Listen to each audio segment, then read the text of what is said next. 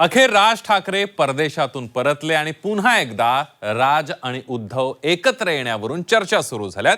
राजकीय वर्तुळातील अनेकांनी यावर प्रतिक्रिया देऊन या युतीचं स्वागत केलंय। राजकीय हालचालींना वेग आला असून युतीबाबत सकारात्मक वातावरण असल्याचं बोललं जात आहे।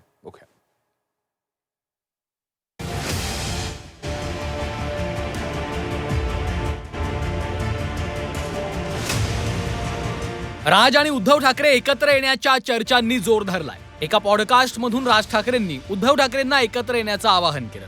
त्यानंतर उद्धव ठाकरेंनीही जाहीर कार्यक्रमातून सकारात्मक प्रतिसाद दिला।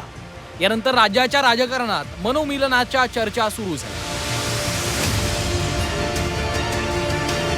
परदेशातून आल्यानंतर राज ठाकरे यावर बोलतील असं मनसेकडून सांगण्यात आलं होतं।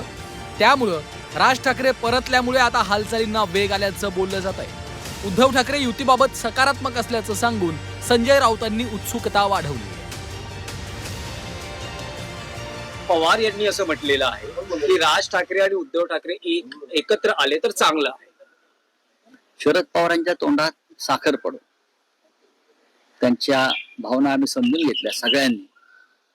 एकेकाळी राज ठाकरे यांनी त्यांच्या बरोबर सुद्धा युती करण्याचा प्रयत्न केला होता, बरोबर ना?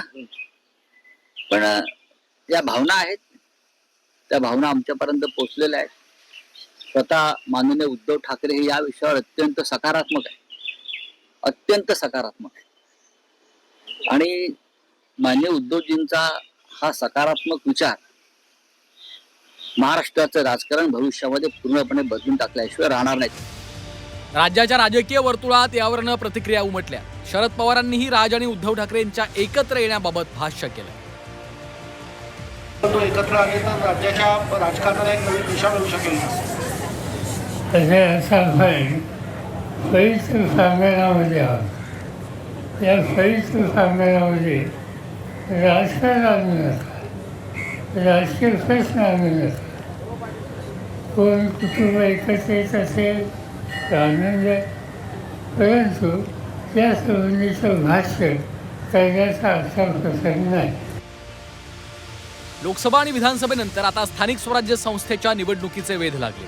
राज आणि उद्धव ठाकरे एकत्र आल्यास बीएमसी निवडणुकीत चित्र वेगळं दिसू शकतं असं बोललं जातंय।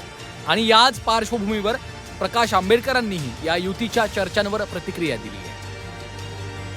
उद्धव आणि राज पॉसिबिलिटी मलाही वाटते की ती एकत्र येतील आणि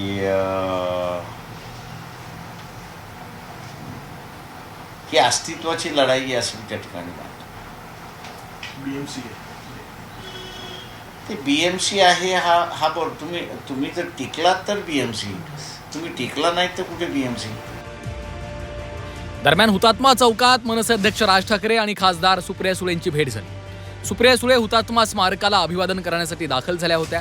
त्यावेळी त्यांची आणि राज ठाकरेंची भेट झाली। यावेळी दोघांमध्ये 2 ते 3 मिनिटं संवादही झालाय।